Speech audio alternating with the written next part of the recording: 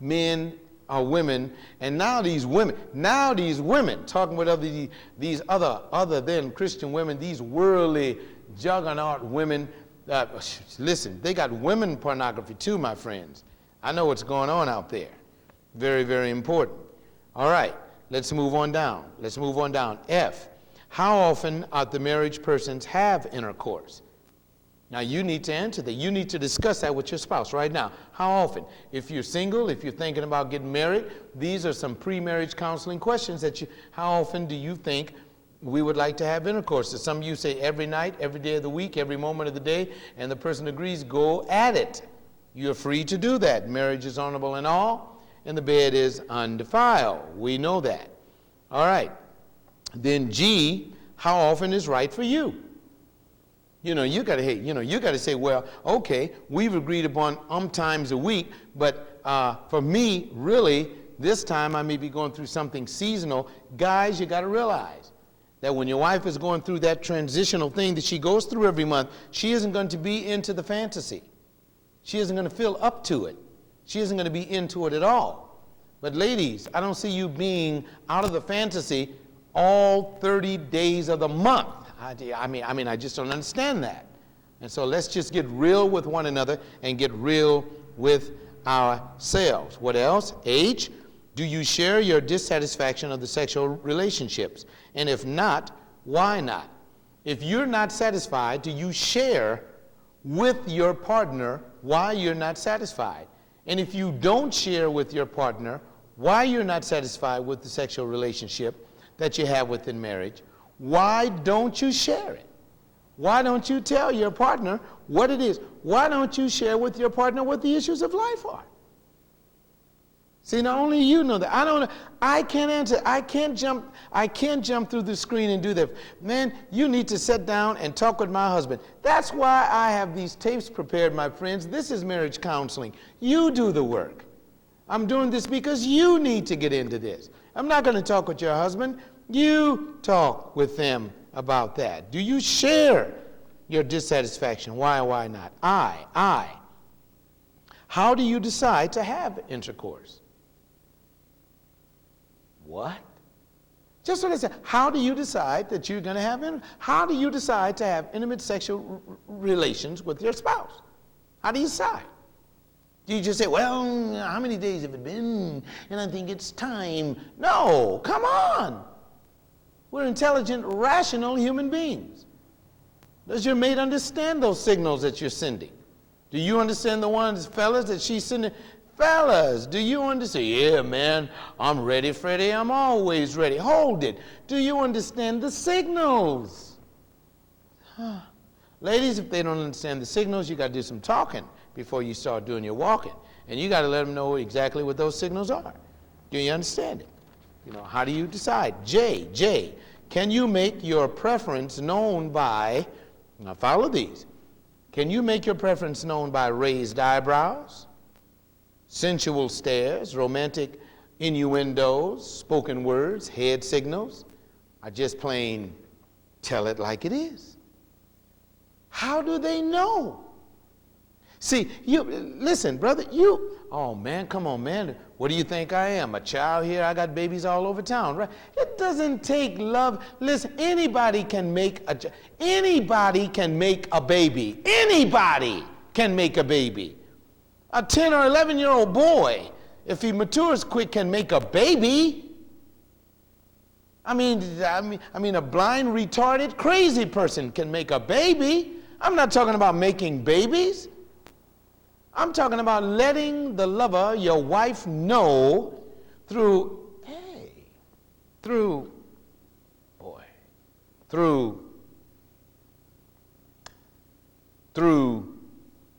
baby, I love you and I sure would like to hold you tonight.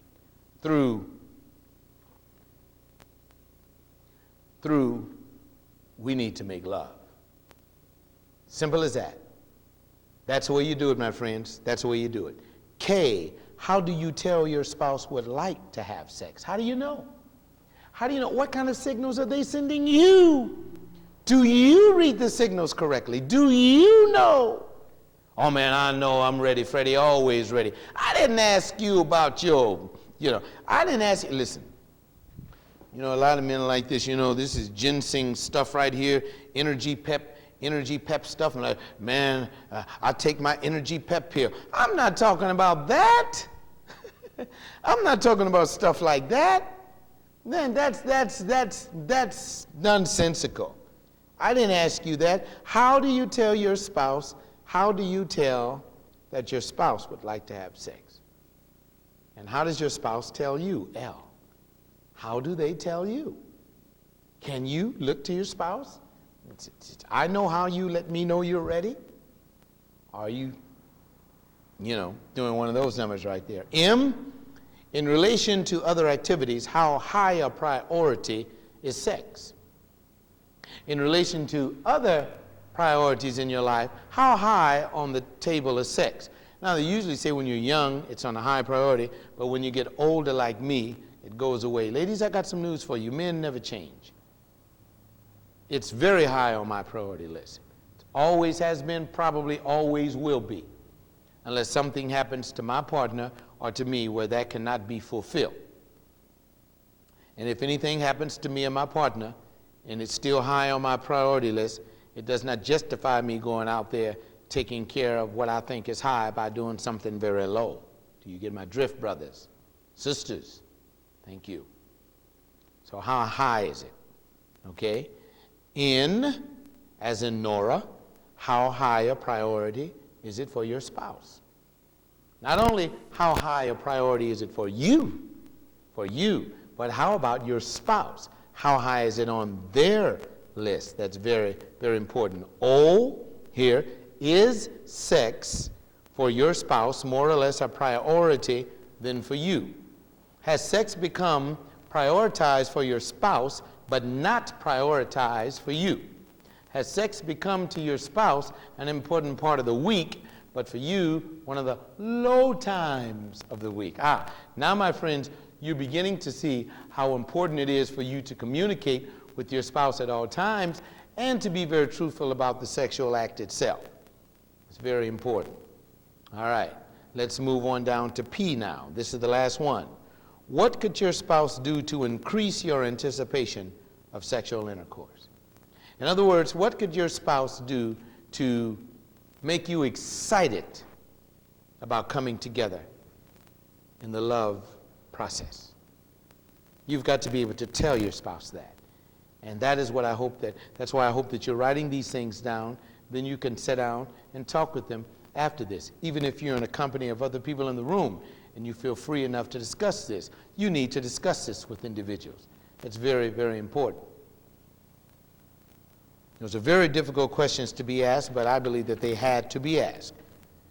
And you have to ask this very important question to you as we end up this discourse. What is the most difficult aspect of your sexual relationship right now?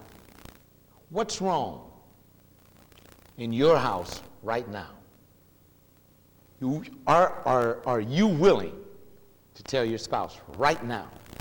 You can put this tape on pause or shut it off. I'll give you a few seconds. I dare you, I challenge you to tell your spouse what's wrong sexually in the area of intercourse between both of you right now. Because, my friends, if you can do that right now, it can be resolved right now. I'll give you a few seconds to decide to talk about that. Then we'll come back.